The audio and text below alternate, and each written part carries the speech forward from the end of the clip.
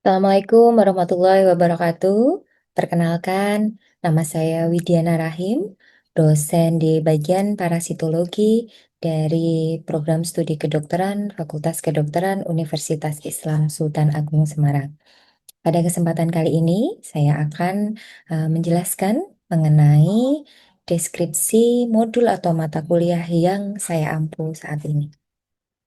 Pada kesempatan kali ini, saya akan menjelaskan mengenai modul konsep patomekanisme 2 dan konsep dasar penata laksanaan masalah kesehatan. Jadi, untuk modul konsep patomekanisme 2 tersebut itu merupakan suatu tim teaching, di mana di dalamnya itu ada tim modul dan juga tim expert yang kemudian saling mengisi materi sesuai dengan bidang keilmuan masing-masing.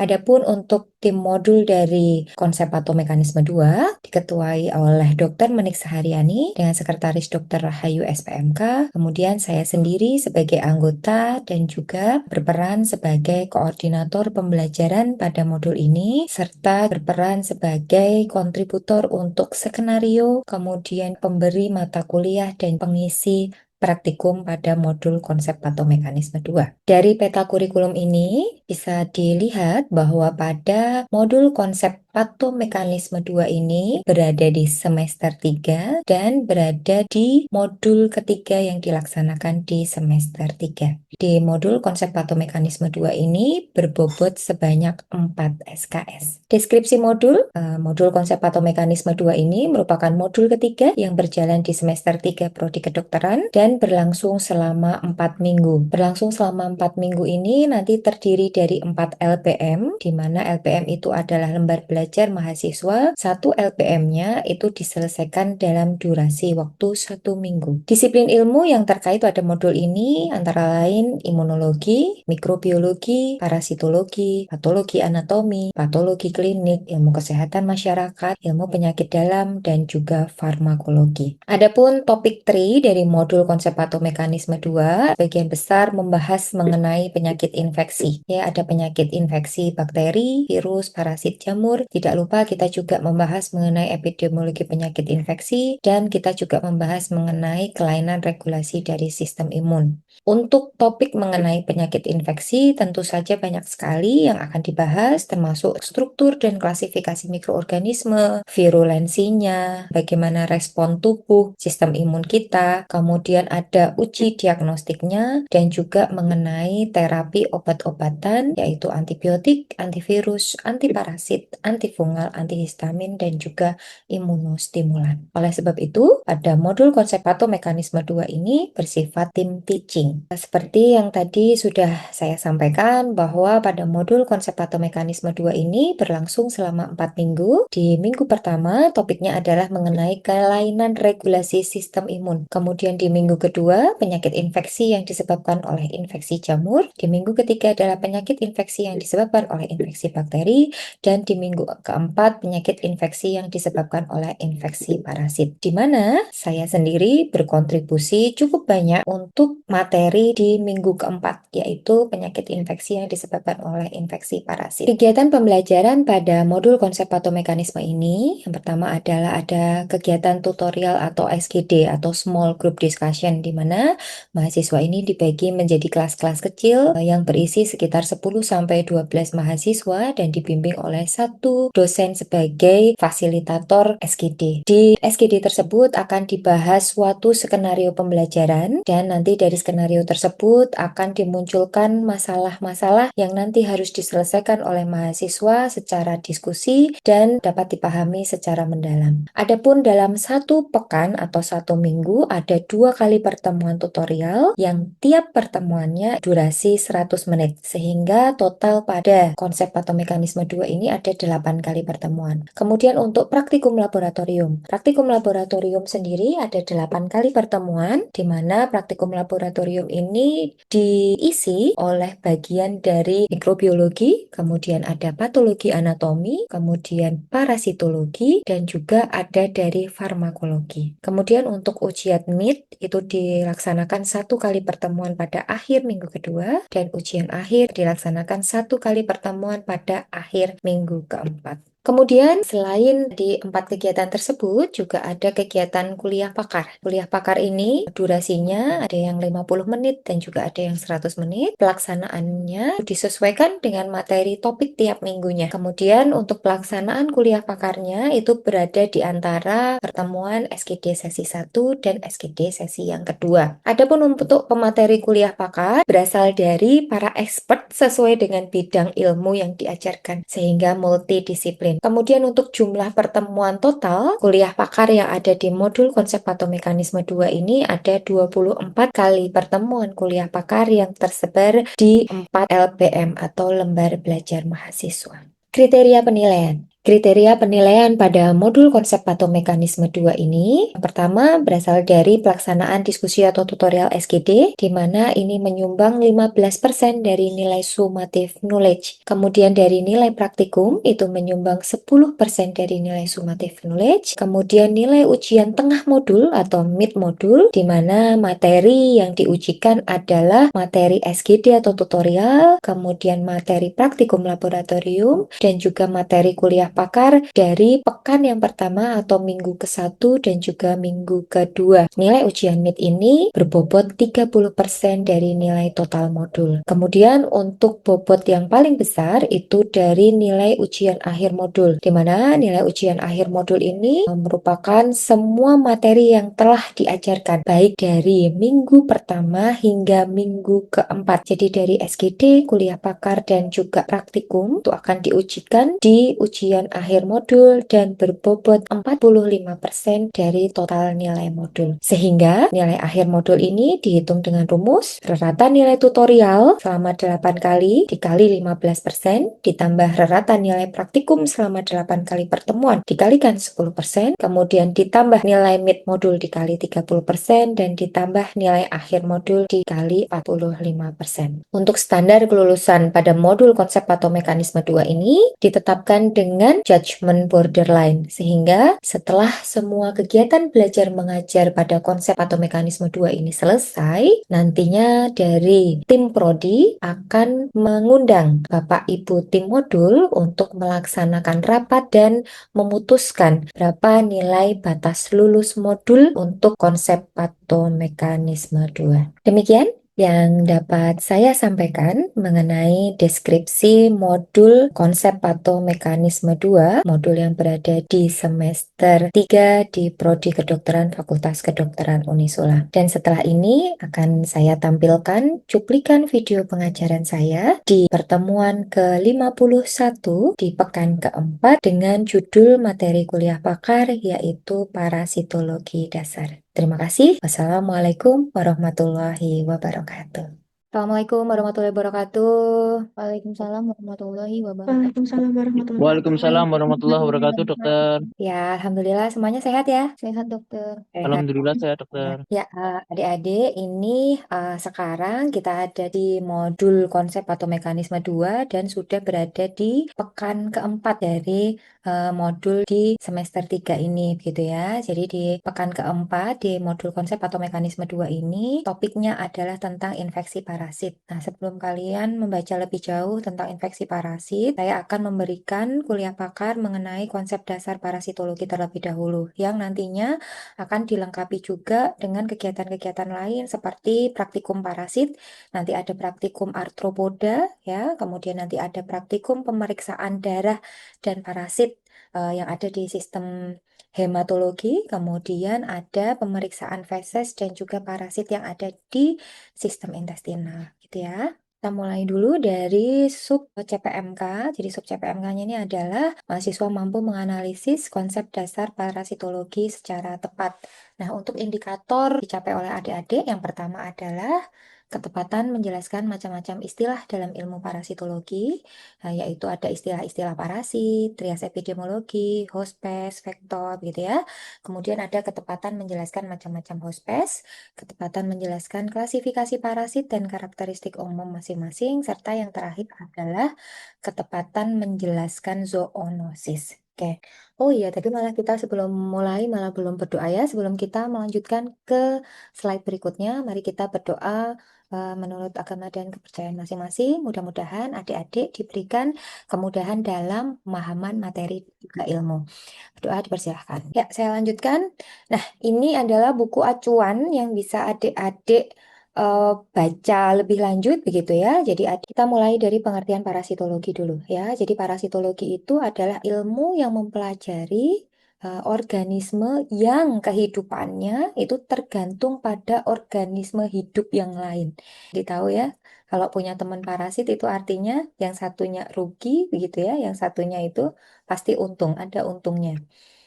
Kalau parasitologi itu kebanyakan adalah tentang penyakit infeksi. Nah, penyakit infeksi ini apalagi kita berada di Indonesia, negara tropis, itu banyak sekali penyakit-penyakit infeksi. Sehingga penting untuk kita mempelajari parasitologi.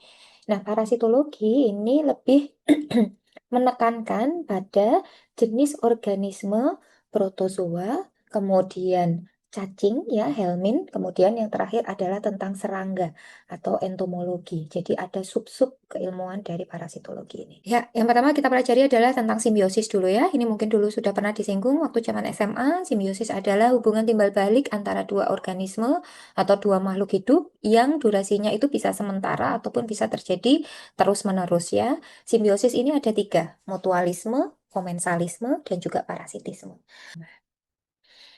Nah, ini nanti ada istilah yang namanya infeksi dan investasi. Apa itu bedanya begitu ya? Nah, kalau infeksi ini itu adalah invasi yang disebabkan endoparasit. Jadi parasitnya itu dia masuk ke dalam tubuh hostnya. Kemudian ada istilah yang namanya stadium infektif. Stadium infektif ini adalah stadium parasit yang dapat menginfeksi manusia. Nah, berbicara mengenai penyakit menular atau penyakit infeksi, nggak lepas dari yang namanya trias epidemiologi. Trias epidemiologi itu ada host, agent, dan juga environment. Ya, kemudian di tengah-tengahnya ini ada vektor. Nah, kemudian lanjut dari trias epidemiologi kayak tadi, kita harus mengetahui yang namanya rantai penularan. Ya, rantai penyakit menular. Yang pertama itu adalah eh, dari susceptible host atau host yang rentan. Ya, misalnya pada manusia. Kemudian adanya agent bisa dari bakteri, virus, jamur, cacing maupun protozoa. Kemudian reservoir atau source-nya, sumber infeksinya itu dari siapa? Apakah dari manusia, dari hewan, atau tanah yang terkontaminasi, atau dari sumber air yang terkontaminasi juga bisa. Nah, ini tadi klasifikasi hospes ya. Kita sebelum ke siklus hidup kita ke klasifikasi hospes. Jadi parasitologi itu karena tadi ilmu yang mempelajari tentang organisme yang hidupnya bergantung dengan makhluk hidup yang lain, sehingga ada hospes yang namanya definitif, intermediate, reservoir maupun paratenik. Nah ini ya epidemiologi penyakit parasitik. Penularan tadi bisa berpindah ke hospes lain dengan cara hand to mouth atau fekal oral yang tadi. Vektor, kemudian bisa juga dari hospes perantara, siput, ikan, sapi, atau babi gitu ya. Bisa dari makanan-makanan yang kita makan. Nah ini ya stadium infektif, penularan penyakit parasitik dikarenakan adanya stadium infektif yang masuk ya ke dalam tubuh hostnya. Stadium infektif parasit itu macam-macam. Yang pertama, kalau dari cacing itu biasanya ada telur, contohnya itu di spesies cacing Ascaris lumbricoides. Stadium infektifnya itu telur, jadi telurnya itu masuk, portal of entry-nya itu lewat fekal oral. Salah satu contoh saja. Nah, kita ke siklus hidup parasit. Nah, Dek, jadi karena tadi itu dia membutuhkan makhluk hidup lain ya, sama halnya si parasit ini dia juga mempunyai siklus hidup dari mulai keluar dari host yang terinfeksi si parasitnya, dia juga nanti akan masuk lagi ke ini. Nah, begitu keluar untuk kemudian menjadi stadium infektif dan menularkan host yang lain, itu dia membutuhkan suatu siklus hidup. Ya, ini siklus hidup itu jika di parasit itu terbagi menjadi dua, ada direct life cycle dan indirect. Kalau direct berarti dia hanya cuma butuh satu aja, ya satu host aja untuk melengkapi siklus hidupnya. Kalau indirect berarti dia membutuhkan dua atau lebih dari host. Ya, ini nanti akan belajar kalau kita belajar tentang trematoda, cacing-cacing trematoda. Ya, itu dia membutuhkan dua. Tapi kalau yang hanya membutuhkan satu itu disebut direct life cycle atau siklus hidup secara langsung. Kemudian sekarang ke pengelompokan parasit ya. Jadi parasit itu ada filum protozoa, filum helmin dan arthropoda. Ya, kalau protozoa berarti subilmunya adalah protozoologi. Kalau helmin atau cacing itu subilmunya adalah helmintologi dan kalau arthropoda mempelajari tentang serangga itu subilmunya adalah entomologi ya. Jadi ilmu parasitologi itu ada cabang-cabang ilmunya. Ya, protozoa itu hewan bersel satu, tapi dia meskipun selnya satu, di dalam selnya itu dia ada lengkap. Ada alat reproduksi, ada alat pencernaan, ada alat pernafasan, dan lain sebagainya. Ya, kemudian protozoa ini dibagi menjadi berdasarkan alat geraknya. Rhizopoda itu apa? Lupa. Flagel? Gampang nih. Kalau flagel. Cam, bulu cambuk ya. Kalau masih ingat bulu cambuk ya. Ciliata ini rambut getar ya. Jadi bisa dibedakan menjadi alat geraknya dari Rhizopoda, flagellata, ciliata, dan juga sporozoa. Kalau sporozoa, dia tidak mempunyai alat gerak. Nah, kalau helmin atau cacing, cacing itu dia ada dua filum yaitu Platyhelminthes dan Nemathelminthes. Platyhelminthes itu cacing daun begitu ya, cacing pipih. Jadi ada cestoda dan trematoda. Cestoda itu adalah cacing pita, trematoda itu adalah cacing daun. Jadi Platyhelminthes itu yang bentuknya cacingnya itu pipih-pipih. Kalau Nemathelminthes itu bentuknya cacing yang bulat roundworm ya, nematoda cacing gilik ya kalau kita menyebutnya. Jadi ada dua, Platyhelminthes dan Nemathelminthes. Kalau Platyhelminthes itu ada cestoda dan trematoda. Nah, ini ciri umumnya. Kalau Platyhelminthes yang tadi cacing pipih itu biasanya dia hermaprodit. Jadi dalam satu cacing dia itu mempunyai dua alat kopulasi untuk jantan maupun betina. Ya, kemudian pada trematoda khususnya itu dia pasti membutuhkan dua host, yaitu host definitif dan host intermediate atau host perantara. Kemudian cara infeksinya bisa per oral ataupun menembus kulit. Kalau Nemathelminthes dia uniseksual, jadi ada cacing jantan sendiri, cacing betina sendiri. Ya, kemudian biasanya dia tidak membutuhkan hospes perantara, jadi hanya satu. Jadi untuk Nemathelminthes itu pada umumnya siklus hidupnya yang sifatnya direct atau indirect yang hanya butuh satu. Yang hanya butuh satu direct, dokter. Betul sekali, yang hanya butuh satu itu adalah direct ya. Kemudian cara infeksinya itu bisa dari menelan telur atau larva, menembus kulit, gigitan serangga, dan juga inhalasi. Ya, kemudian, nah ini vektor ya, tadi golongan arthropoda yang membantu dalam penyebaran penyakit gitu ya. Tiga jenis penularan oleh vektor, ada siklopropagatif ya, kemudian ada siklodevelopmental dan propagatif. Nah, kalau siklopropagatif itu selain dia itu berkembang secara seksual ya, dia ada fertilisasi, dia juga berkembang biak gitu ya. Kalau siklodevelopmental dia hanya berkembang biak saja, tidak ada pertumbuhan secara seksual gitu. Nah, sekarang kita ke zoonosis ya. Zoonosis ini adalah penyakit infeksi yang secara alami dapat ditularkan dari hewan vertebrata dan manusia. Zoonosis ini dibagi menjadi dua, ada antropozoonosis dan zooantropozoonosis. Nah, ini mengapa manusia dapat tertular zoonosis ya, kan gitu ya, menjadi pertanyaannya. Yang pertama, kita tuh sering berinteraksi dengan hewan di kehidupan kita sehari-hari. Selain berinteraksi, kita juga kadang-kadang bisa memelihara, begitu ya. Misalnya adalah yang paling gampang tuh kan kucing ya. Kalau kucing itu di dalam feses kucing sebetulnya kalau dia mengandung yang namanya Toxoplasma gondii. Kucingnya sih enggak apa-apa kalau mengandung Toxoplasma gondii. Yang menjadi masalah adalah apabila ada proses transmisi penularan dari Toxoplasma gondii yang terkandung ya oositnya yang ada di fesesnya kucing itu kemudian tertular ke manusia. Nah, ini apalagi ke ibu hamil. Kalau ibu hamilnya baru di trimester 1 kehamilan itu bisa mengakibatkan kemungkinan besar menjadi miscarriage atau keguguran. Kemudian kita juga apa namanya sering mengkonsumsi makanan-makanan yang berasal dari hewan begitu ya. Misalnya seperti tadi steak, sapi ya. Kalau misalnya sapinya dilalah pas lagi ada penyakit di dalamnya itu ada cacingnya atau suatu kista. Nah, itu dan kemudian kita mengolahnya tidak benar, masih undercooked meat, itu juga bisa menularkan menjadi zoonosis ya. Kemudian adanya satwa liar dengan ektoparasit atau endoparasit yang dapat menularkan penyakit sehingga memang kita mudah sekali.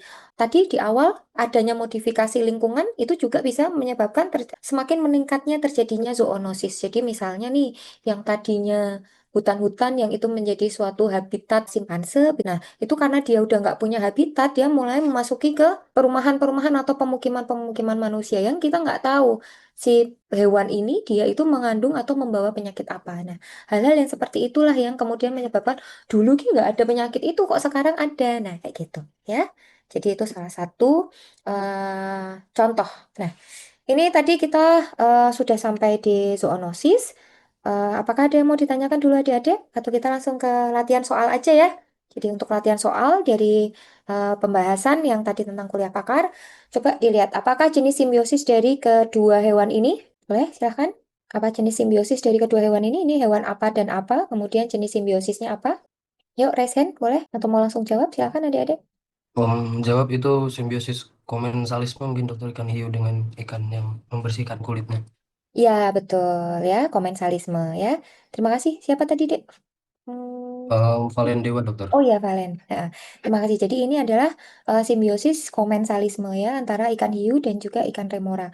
Yang satu diuntungkan, tapi yang satu juga tidak untung dan juga tidak rugi, begitu ya. Nah, kemudian ini latihan soal yang kedua. Gambar siklus hidup ini. Ya, kalau kita perhatikan siklus hidup ini, dia ada gambar nyamuk, kemudian ada gambar manusia. Ya, kira-kira ini siklus hidup apa? Penyakit apa? Untuk penyakit apa? Siklus hidup untuk penyakit apa? Penyakit malaria dokter. Ya, penyakit malaria ya. Jadi ini adalah siklus hidup dari penyakit malaria. Nah, apakah jenis siklus hidup dari gambar di samping? Tadi malaria, agentnya apa? Atau penyebab penyakitnya apa, adik-adik? Plas, Plasmatozoa bukan plasmodium. Plasmodium. Ya, jadi plasmodium itu golongan dari protozoa ya. Jadi plasmatozoa jadinya. Tapi yang betul adalah plasmodium ya. Jadi penyebab penyakitnya adalah plasmodium ya. Nah, plasmodium kalau dilihat nih, dia butuh dua host yaitu manusia dan juga nyamuk. Berarti apakah jenis siklus hidup dari gambar di samping? Indirect. Dokter. Indirect, betul sekali ya. Kemudian apa saja host yang ada dalam siklus hidup tersebut? Hostnya apa di sini? Ya, manusia dan nyamuk dokter. Manusia dan nyamuk, betul sekali. Oke, terakhir nih. Ini adalah suatu siklus hidup dari infeksi hookworm atau cacing tambang, gitu ya. Nah, ini kalau dilihat di sini, apakah jenis agent dari gambar di samping? Agentnya apa? Agent itu adalah penyebab penyakitnya. Apakah dia dari golongan protozoa? Apakah dia dari golongan bakteri, virus, atau cacing? Cacing dokter. Cacing, betul sekali Zila. Kemudian, apakah stadium infektif spesies penyebab penyakit di samping? Ingat, stadium infektif itu adalah stadium dari parasit yang dia masuk ke dalam tubuh hostnya. Kalau dilihat dari siklus ini, maka stadium infektifnya itu apa? Apa stadium infektifnya? Larva filariform dokter. Larva filariform. Filariform. Iya, betul sekali. Jadi, stadium infektif dari cacing tambang ini adalah larva filariform yang nantinya dia akan penetrate skin. Nah, ini. Ya, penetrate skin itu adalah menembus kulit. Nah, pada umumnya menembus kulitnya itu ada di telapak kaki. Sehingga kalau misalnya kita berpikir, kok nembusnya di telapak kaki? Berarti kemungkinan besar siapa yang bisa atau siapa yang beresiko untuk terjadi atau peningkatan resiko terjadi infeksi cacing tambang misalnya adalah pada pegawai-pegawai atau para petani ya yang dia suka di kebun, di sawah yang tidak memakai alas kaki satu itu atau anak-anak nih ya anak-anak tuh kadang kalau main keluar rumah dan di sekitar rumahnya masih banyak tanah begitu ya. Nah, itu nanti dia bisa meningkatkan resiko terjadinya infeksi dari cacing tambang karena cara penularannya itu adalah si larva filariformnya ini menembus di kaki. Sekian dulu adik-adik untuk kuliah pada hari ini. Mudah-mudahan ini bisa menjadi bekal adik-adik dalam belajar lebih lanjut di pekan keempat pada modul konsep patomekanisme 2 ini. Yang nantinya juga akan dilengkapi dengan praktikum-praktikum parasit yang lain. Begitu? Ada yang mau ditanyakan mungkin adik-adik? Udah ya? Terima kasih untuk kuliah pakar hari ini. Mudah-mudahan adik-adik sehat selalu. Dan sampai ketemu, mari kita tutup dengan bacaan hamdalah dan doa faratul majelis. Terima kasih. Assalamualaikum warahmatullahi wabarakatuh. Waalaikumsalam. Waalaikumsalam. Demikian Bapak Ibu yang dapat kami sampaikan. Mudah-mudahan pada video pengajaran ini dapat memberikan deskripsi modul konsep patomekanisme 2 dan juga mengenai materi kuliah yang saya ampu, yaitu mengenai konsep parasitologi dasar. Terima kasih kami haturkan. Wabillahi taufik wal hidayah. Wassalamualaikum warahmatullahi wabarakatuh.